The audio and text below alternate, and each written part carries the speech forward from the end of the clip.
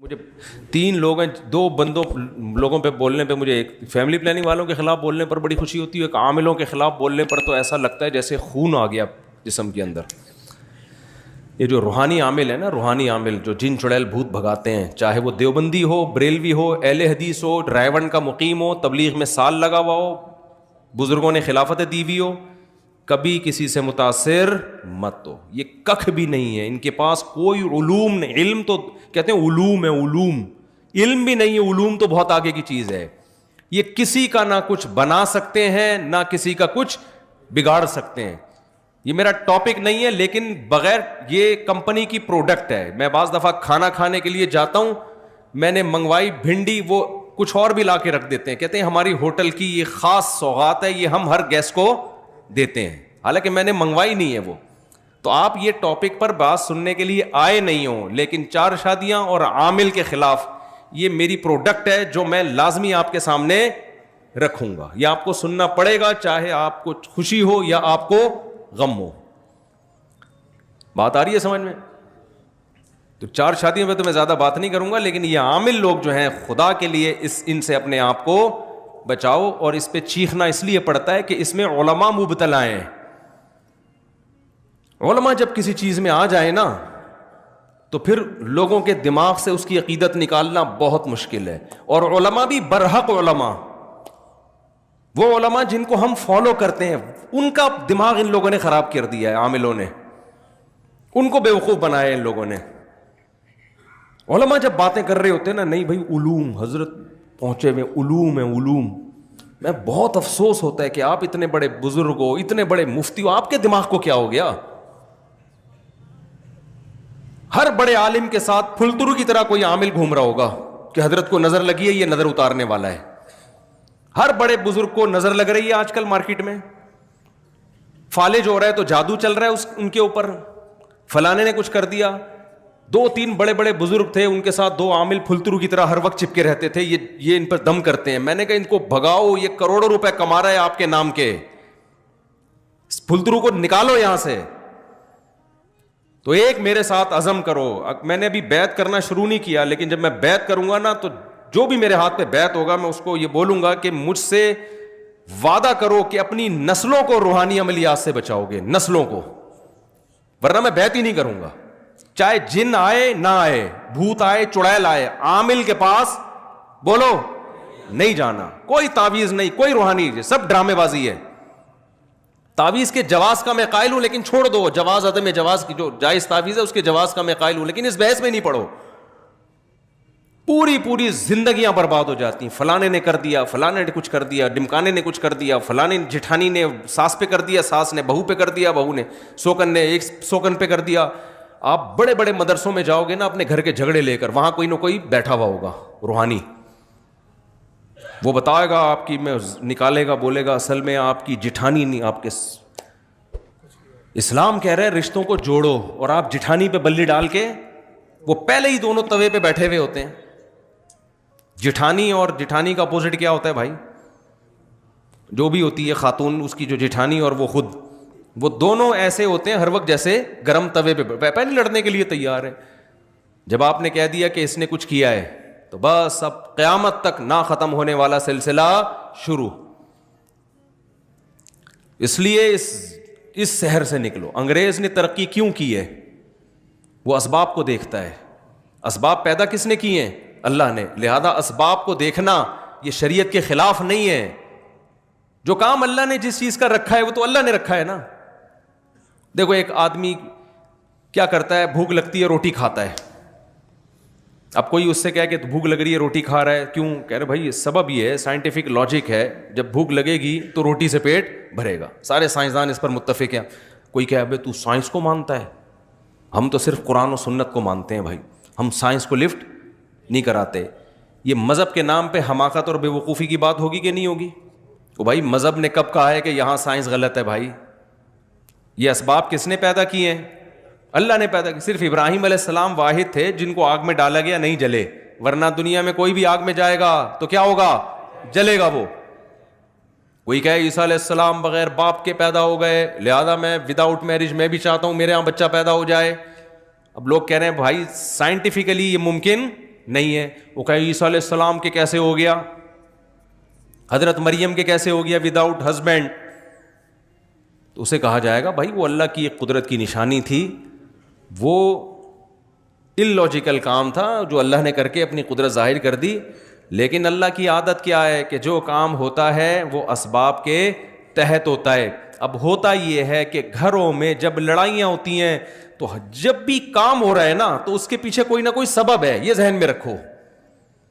ایسا ہوتا نہیں. نیوٹن کیا بول کے گیا تھا؟ غلط بولا تھا نیوٹن نے.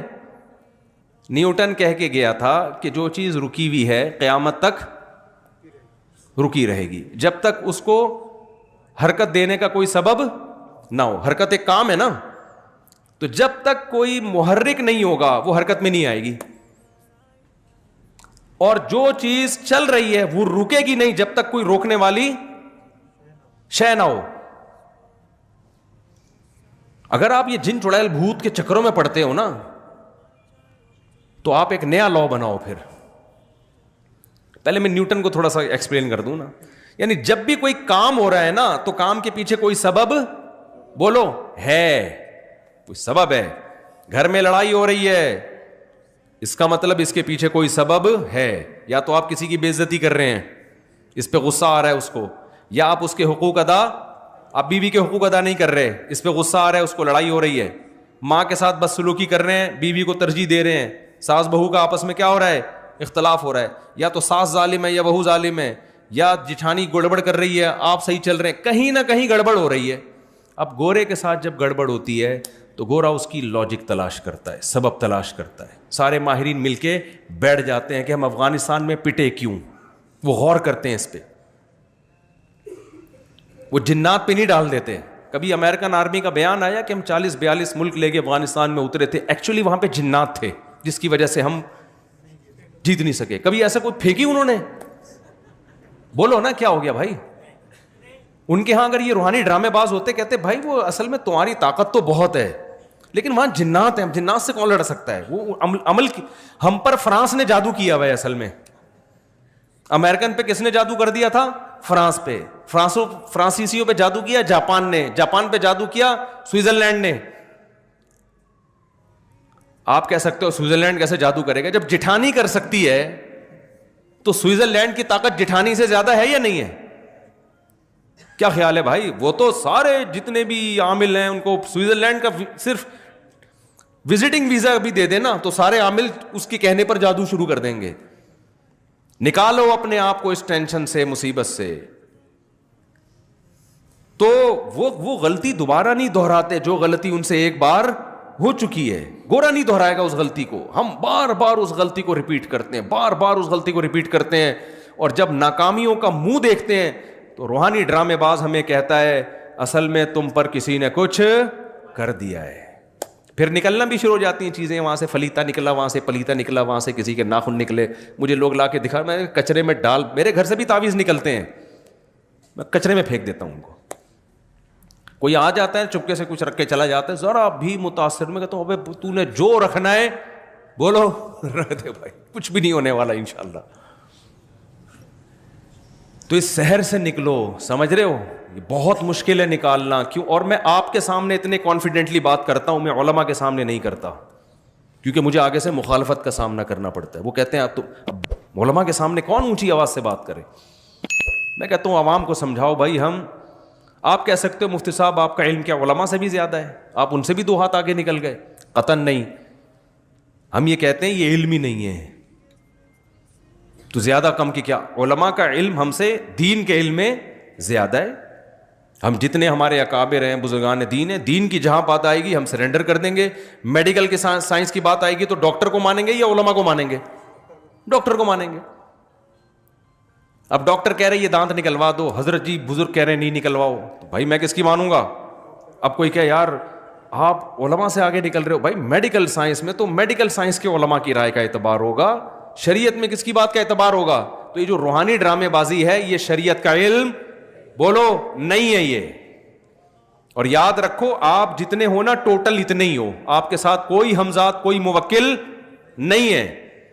یہ کہہ رہے ہو تمہارے تم ہو ایک تمہارا ہمزاد ہے. ایک منطقی گیا اپنے گاؤں میں, لوگوں نے پوچھا تم کیا پڑھ کر آئے؟ وہ منطق پڑھی اس نے. انہوں نے بولا بھائی کیا پڑھا ہے تو نے اتنے سالوں میں؟ کہہ رہا منطق پڑھی ہے. کہہ رہے بتا تو صحیح. اس نے کہا صبح ناشتے میں بتاؤں گا. تو ناشتے میں اس کی اماں نے 2 بوائل انڈے بنائے, ایک ابا کے لیے اور ایک بیٹے کے لیے. تو بیٹے نے کہا ابا یہ انڈے حقیقت میں تو 2 ہیں, لیکن تصور کی دنیا میں یہ 3 ہیں.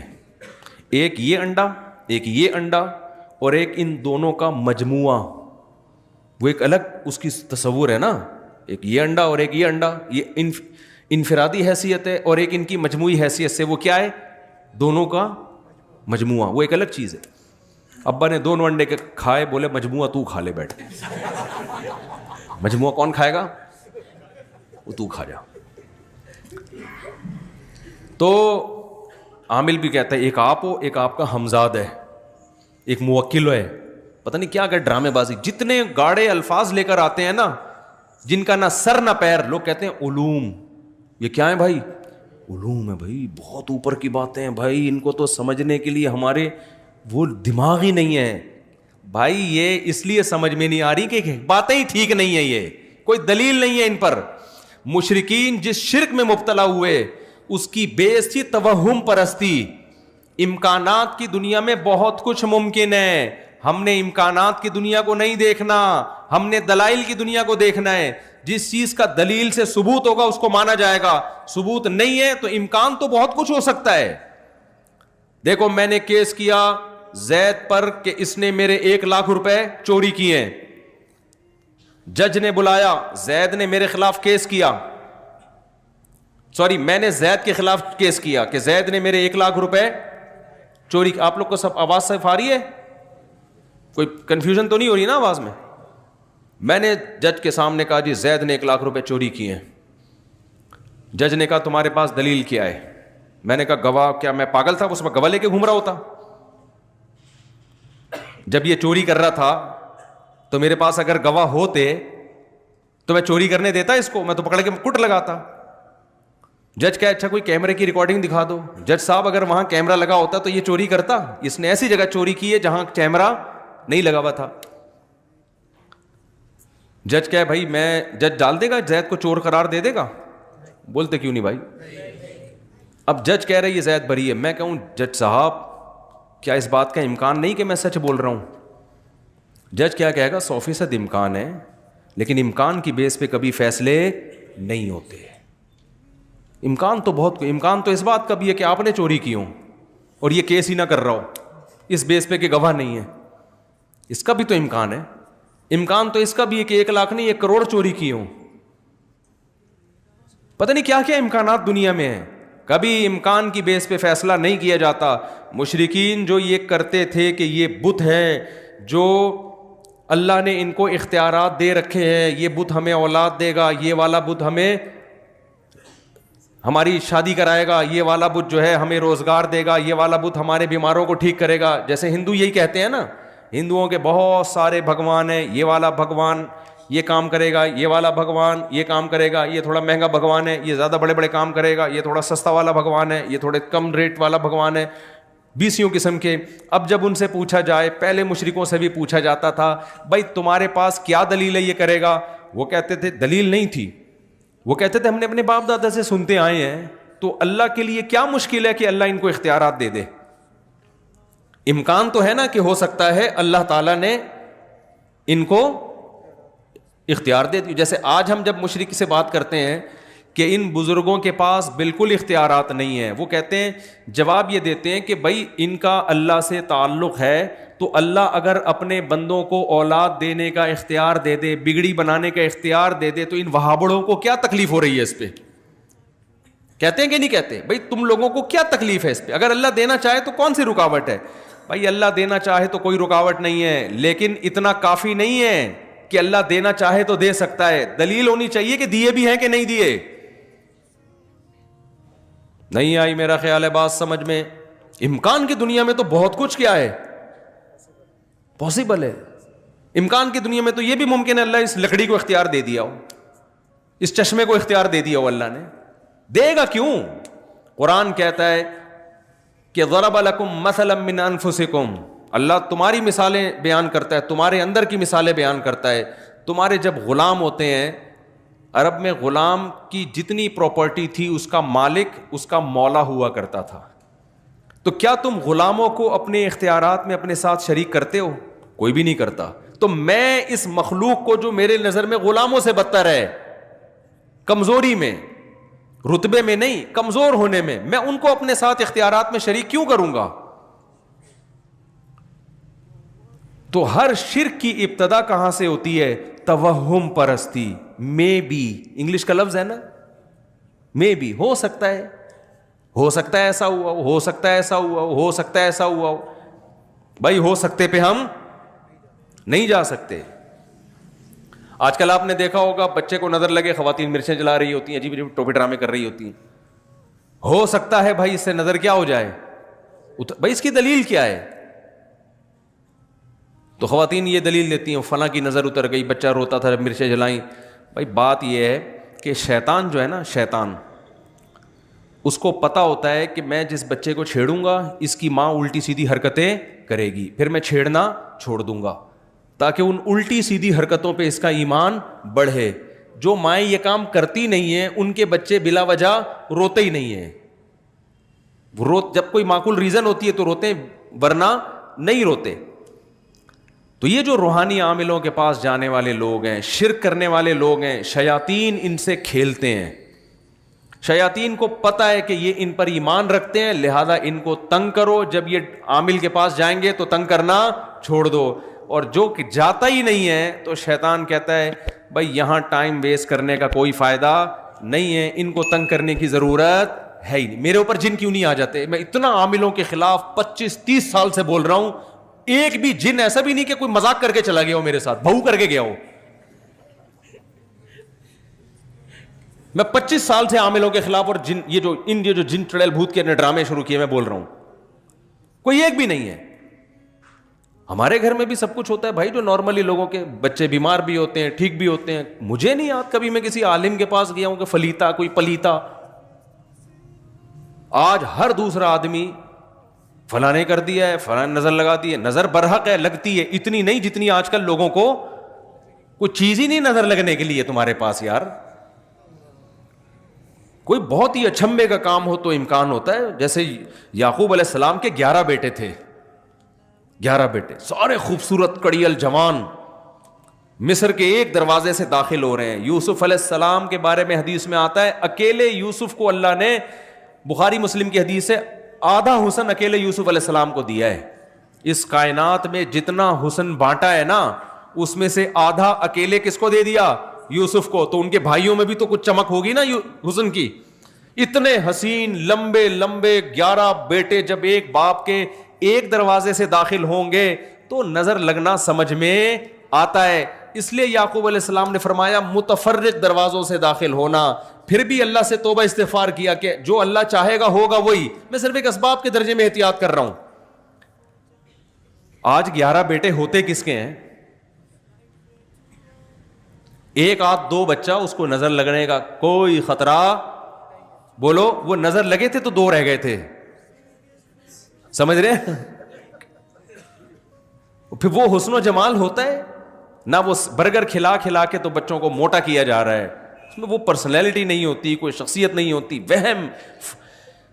عورت کو حسن کی نظر لگ رہی ہے, بچوں کو کسی نے تھوڑی سی تعریف کر دی, کتنا پیارا بچہ ہے, ایک دم اس کو نظر لگ گئی. اتنا زیادہ وہم کی دنیا میں بھائی مسلمان دھستا چلا گیا ہے. مذہب صرف اتنا ہی رہ گیا ہے. مذہب سے جو مسلمان کا تعلق ہے نا وہ اتنا رہ گیا ہے کہ فلانی صورت پڑھنے سے یہ ہو جاتا ہے, فلانی صورت پڑھنے سے یہ ہو جاتا ہے, فلاں سے یہ جن بھاگ جائے گا, فلاں سے چڑیل بھاگ جائے گی, فلاں صورت پڑھنے سے پیسے آ جائیں گے, فلاں صورت پڑھنے سے غربت دور ہو جائے گی, فلاں صورت پڑھنے سے فلاں جگہ شادی ہو جائے گی, فلاں صورت پڑھنے سے یہ ہو جائے گا. بس صحابہ کرام کی اگر زندگی اسی کے گرد گھومتی تو نہ وہ تجارت میں ترقی کرتے, نہ ٹیکنالوجی میں ترقی کرتے, نہ دیگر سائنسی علوم میں ترقی کرتے, نہ پوری دنیا کی باغ ڈور ان کے ہاتھ میں آتی. تو میں تو مذہبی لوگوں کو اس سحر سے نکالنے کی کوشش میں لگا ہوا ہوں. مذہبی لوگوں کو, مذہبی لوگ ٹھیک ہو جائے نا تو اسلام کا امیج دنیا میں اچھا ہو جائے گا. سمجھ میں آ رہی ہے بات کہ نہیں آ رہی ہے؟ تو اس لیے آج سے مر جاؤ مگر کسی عامل کے پاس، بھلے جن آ جائے، پہلے تو نفسیاتی ڈاکٹر کے پاس جاؤ۔ 99.9% کیس دماغ کے ہوتے ہیں، کھوپڑی صحیح کام نہیں کر رہی ہوتی۔ اگر آپ شروع میں نفسیاتی ڈاکٹر کے پاس چلے گئے تو وہ میڈیسن سے کور کر لے گا، نہیں گئے نا شروع میں تو اتنا معاملہ پیچیدہ ہو جاتا ہے کہ پھر وہ جو نفسیاتی ڈاکٹر آپ کے ساتھ تھوڑے دن گزارے گا نا، وہ بھی کسی عامل کے پاس جا رہا ہوگا بیٹھ کے۔ پاگل کے ساتھ رہ کے نا بندہ خود پاگل ہو جاتا ہے۔ تو جو میں اصل بات کرنے والا تھا کہ ایک تو یہ کہ بچائیں اپنے آپ کو، اور ان چیزوں کی بیس توہم پرستی ہے، کوئی دلیل نہیں ہوتی، بس وہم، تو وہم سے نکالو اپنے آپ کو۔ اور یہ وہم غیر مسلموں میں بھی بہت ہے۔ کسی نے کہیں چھوڑ دیا کہ بھئی 13 کا عدد منحوس ہوتا ہے، اب کتنے ممالک ایسے ہیں 13ویں منزل ہی نہیں ہے، 12ویں کے بعد ڈائریکٹ 14ویں شروع ہو جاتی ہے۔ پتہ نہیں کون سا بابا ان کو کہہ کے چلا گیا تھا کہ 13 کا عدد منحوس ہے۔ ہمارے یہاں محرم سفر کو منحوس مان لیا، ہم چیخ چیخ کے تھک گئے، بھائی کوئی مہینہ اسلام میں منحوس نہیں ہے، لیکن نہیں کریں گے شادی بیاہ لوگ اس میں۔ اور جب ان کو کہا جائے نا میں کرو نکاح محرم میں سفر میں، تو کہتے ہیں کوئی فرض ہے کیا، ہم ربیع الاول میں کیوں نہیں کر لیں؟ بھائی فرض واجب تو نہ ربیع الاول میں، نہ سفر میں، نہ محرم میں، نہ رمضان میں۔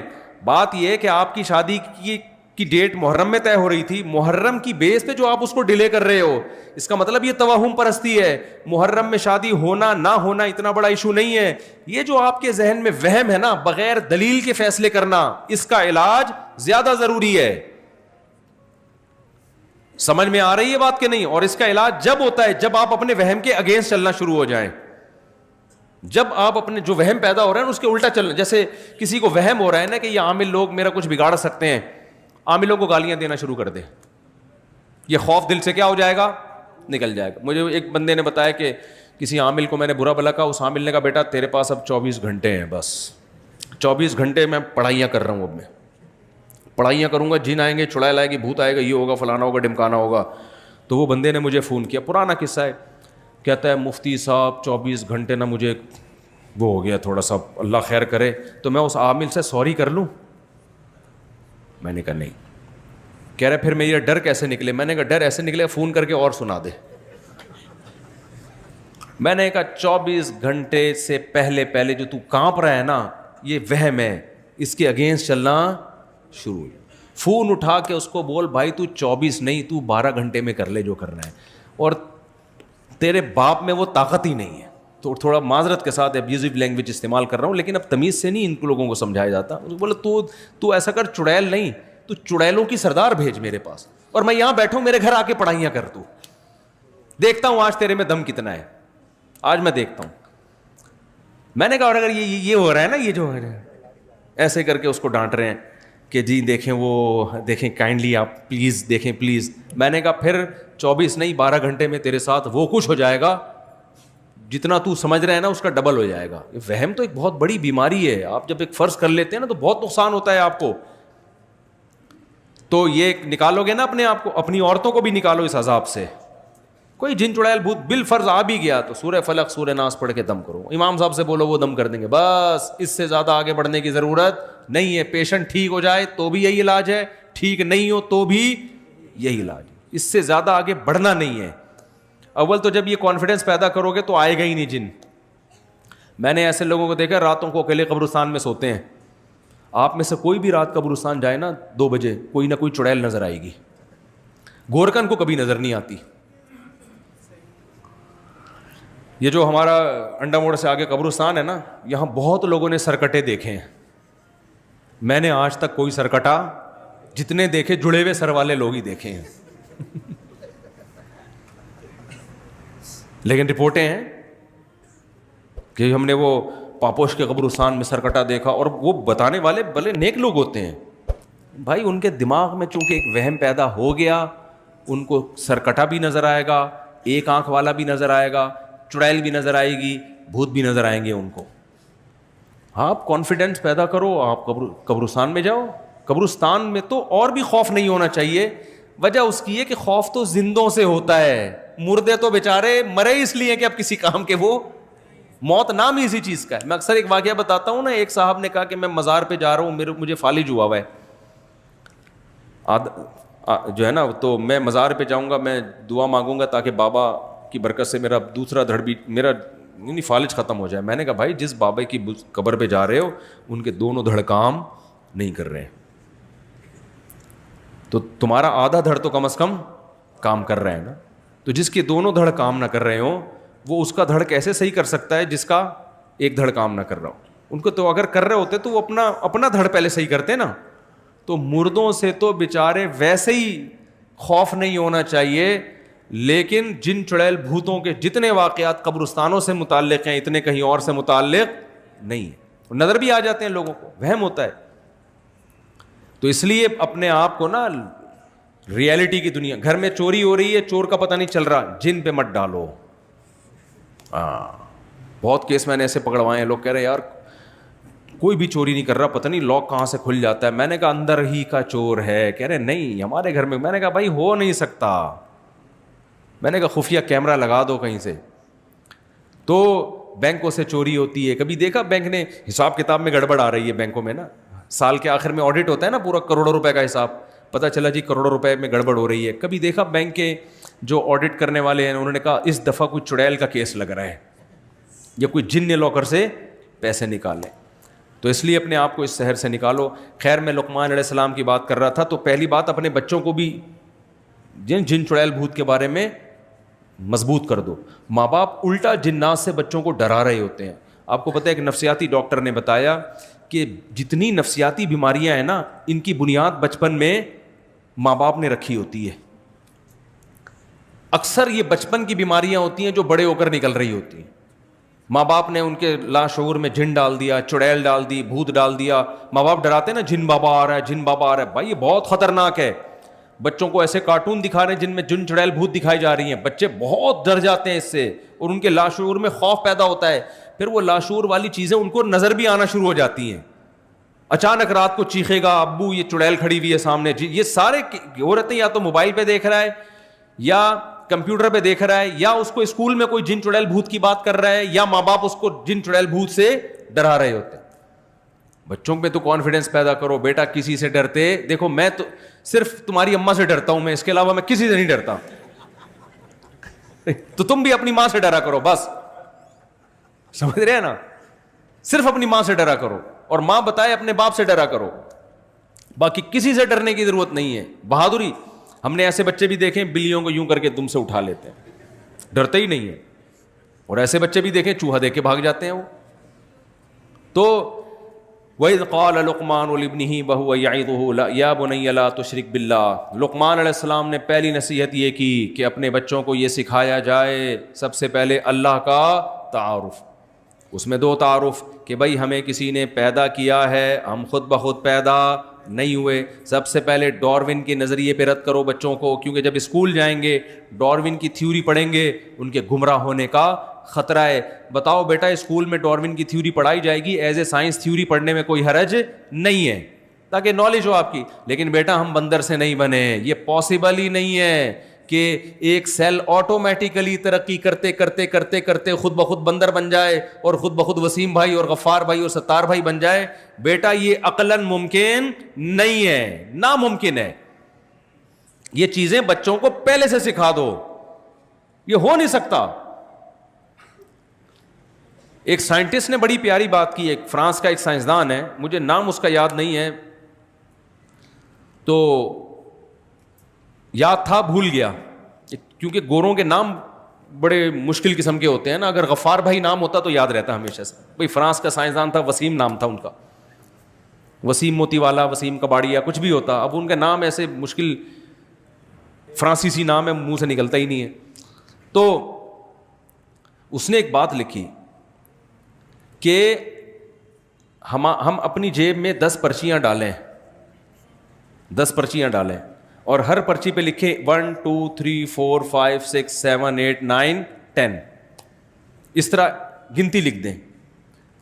پھر ہم ان پرچیوں کو نکالنا شروع کریں. تو کیا یہ ممکن ہے کہ پہلے نمبر پہ اتفاق سے پہلی نکلے, دوسرے نمبر پہ اتفاق سے دوسری نکلے, تیسرے نمبر پہ اتفاق سے تیسری نکلے, چوتھے نمبر پہ؟ یہ ہو سکتا ہے؟ اس نے کہا یہ پھر بھی ہو سکتا ہے اگر 1 ارب دفعہ اس عمل کو دہرایا جائے. 1 ارب دفعہ یہ عمل کریں نا تو میں بھی پاسبل ہے کہ ایسا عجیب اتفاق ہو جائے کہ پہلے نمبر پہ پہلی، دوسرے نمبر پہ اتفاق سے دوسری، تیسرے نمبر پہ اتفاق سے تیسری.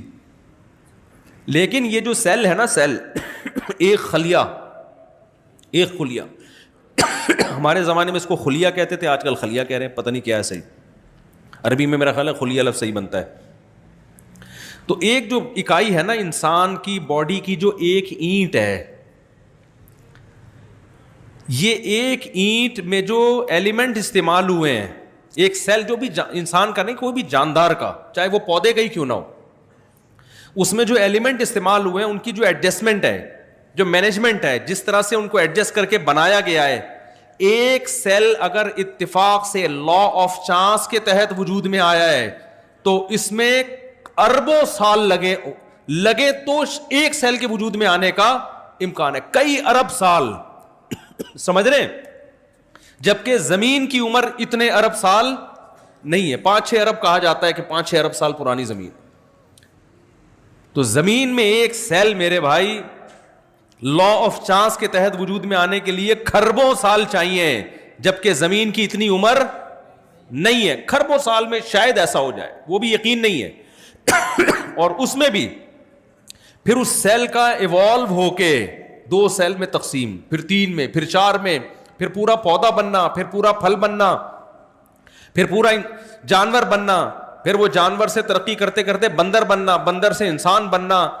یہ اگر بالفرض ہوا بھی، اول تو ناممکن ہے ایسا اتفاق، تو اس کے لیے کھربوں ضرب کھربوں ضرب کھربوں ضرب کھربوں سال چاہیے، جبکہ کائنات کی اتنی عمر ہے نہیں. پھر بھی ہوگا نہیں، لیکن اگر فرض کریں تو شاید اس طرح سے ہو جائے. تو بچوں کو بچپن سے ہی سکھا دو، بیٹا ہمیں بنایا گیا ہے، ہم آٹومیٹیکلی بنے نہیں ہیں، ورنہ وہ کل جا کے ملحد ہوگا، ایتھیسٹ ہوگا. آپ کہہ سکتے ہو ملحد ہو جائے جہنم میں، اپنی مرضی سے ہو رہا ہے، آپ کو پہلے جہنم میں پھینکوائے گا، پھر جہنم میں جائے گا بعد میں.